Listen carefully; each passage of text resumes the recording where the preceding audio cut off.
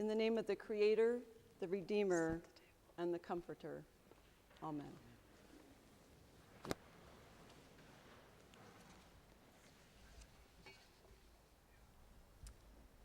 It is an ancient yet modern story.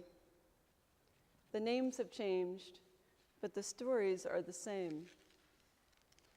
In our gospel reading this morning, Jesus has just heard that John the Baptist has been brutally beheaded by Herod. He has not given any time to grieve or even to think about it before he ministers to 5,000 people and ends up feeding them with a basket of 5 loaves of bread and 2 fish.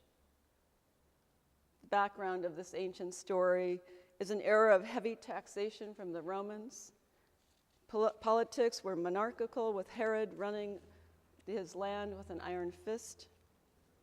War was prevalent, a way of life in the Roman world, and famine routinely swept the land.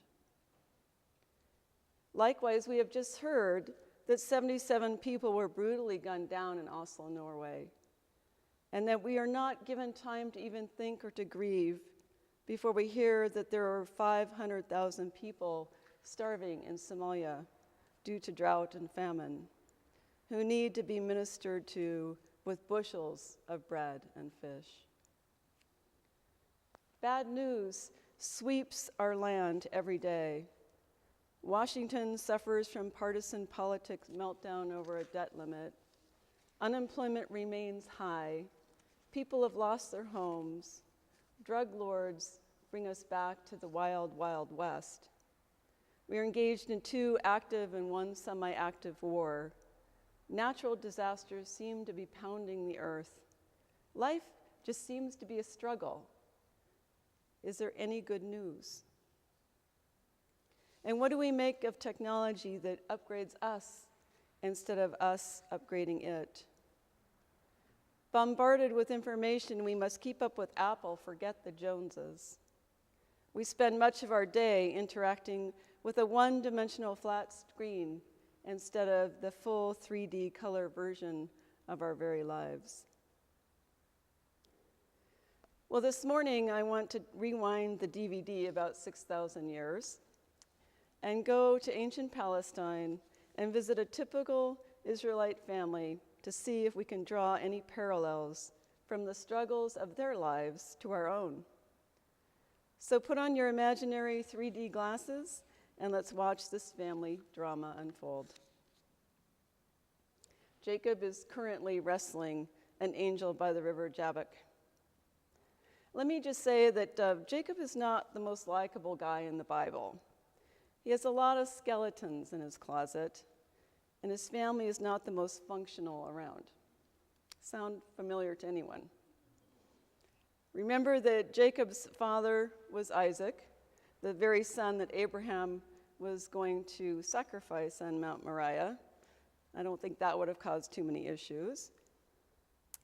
Isaac was married to Rebekah, who became pregnant with twins, Jacob and Esau.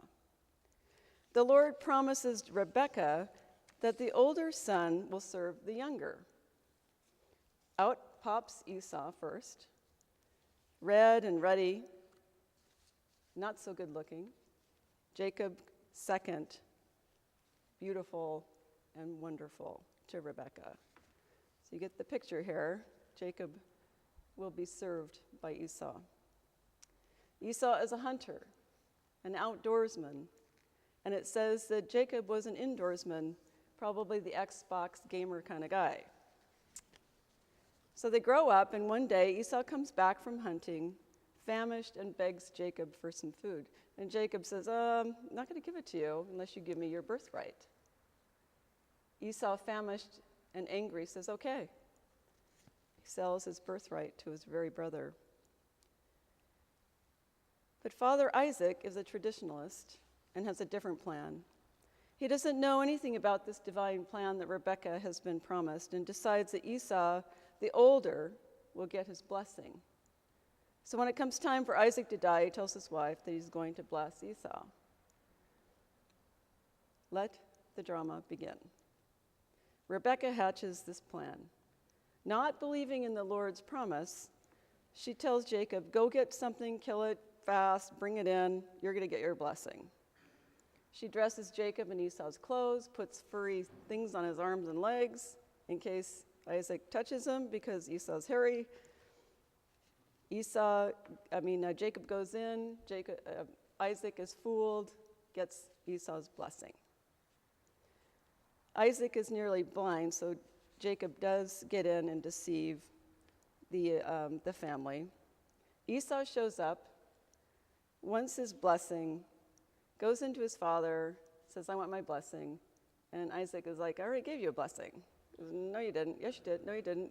One of those. And basically, Esau realizes what happened because he knows that Jacob is the deceiver. That's actually what Jacob's name means, is deceiver. Esau is enraged, threatens Jacob to kill him. So Jacob takes off, and while he's at it, his parents say, by the way, you need to get married, but don't marry a Hittite woman like your brother Esau. Esau just can't win. So marry someone from my family. So off he goes, and en route to Rebekah's family, he has a dream. Jacob is by the river, sees a ladder reaching up to heaven, angels descending upon it, and the Lord standing next to him saying, you will receive my blessing. I will bless you and your descendants. Twice now Jacob hears that he will be blessed.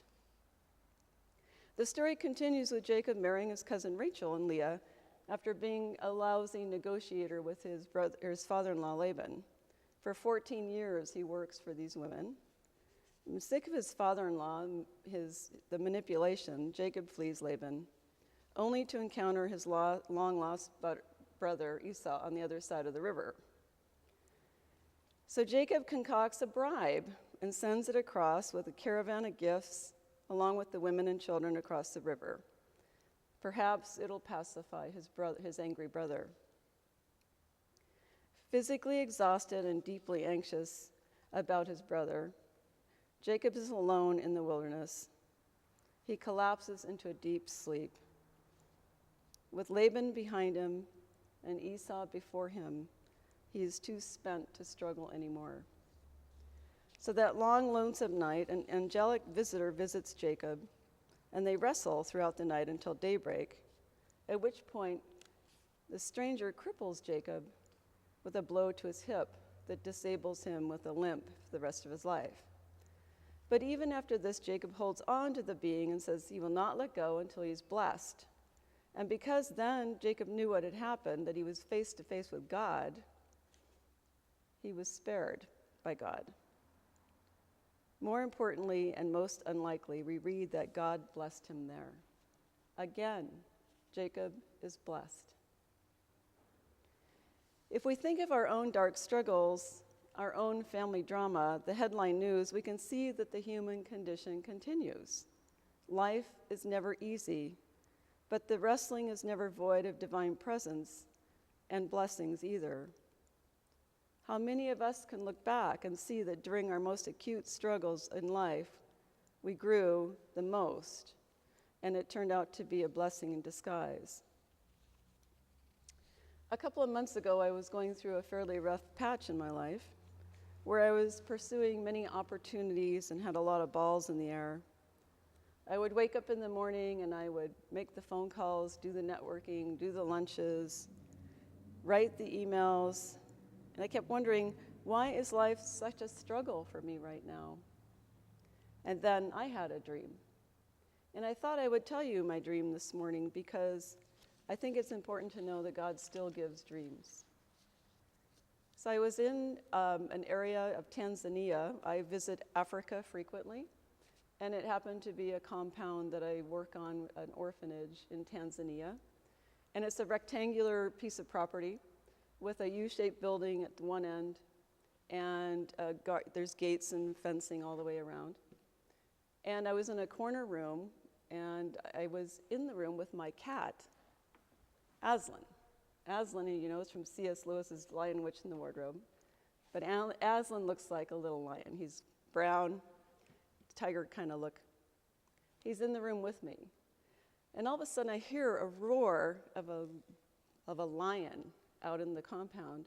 And I look out the window and there's the big lion. In Tanzania, they are big lions. The Maasai have to actually deal with the lions in Tanzania. The lion does a loop around the property and comes to my door and I could feel it breathing on the other side and trying to get in. So I put a chair there and I propped the chair up against the door. And I'm thinking, oh my gosh, that lion is going to eat my cat. And I was terrified. Not for myself, but for my cat. So, lion goes around, does another loop, comes to the door, same thing. Heavy breathing, could feel it. And I'm thinking, I'm dead. And I managed to hold it off. Third time comes around, big roar, comes to the door, and all of a sudden I see a paw and a second paw shove the door open. And I just lean back and terrified. The lion lunges in, crouches down, and all of a sudden the lion is facing me face to face. And my cat, Aslan, goes up and starts rubbing its face against the lion. Real danger there, right? So I realized that Aslan, the big Aslan, the lion of Judah, God is in the room, looking right at me and saying, I am enough. I am here. I am present. And I kneel down and I bury my face in the mane and weep. The blessing was that God was there and present. God is still present in anything we're going through, in any way we are going through trials and tribulations. And our struggles tell us this one truth, that God is always in the midst. We may wrestle with him through the night. We may hear the big roars, be threatened, but by daybreak, he only intends to bless us.